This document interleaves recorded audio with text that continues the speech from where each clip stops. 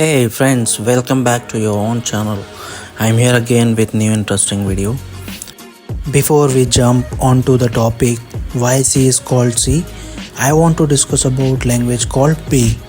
Yes guys, before C language there was another language called B, which itself was derived from BPCL, Basic Combined Programming Language.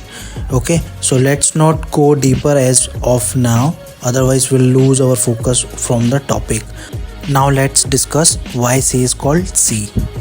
So the language C was developed by Dennis Ritchie at Bell Lab in 1970s, and it was the upgraded version of B, or let's say some feature and enhancement and improvement is done upon language B. As a successor, it was simply named the next letter in the alphabet C.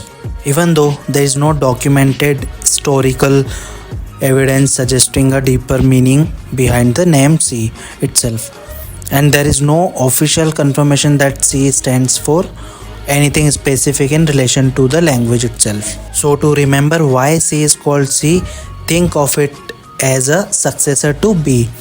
It may not have a hidden meaning, but it has become a significant language in the programming world, right? Okay, so I think now we can say why the language C is called C. I hope you get to learn something new from this video. If you enjoyed this video, be sure to give it a thumbs up and let me know in the comments below what you think about this. Hit that subscribe button and like the video if you find this helpful. Consider sharing it with your friends who might be interested. Thank you so much for watching this video.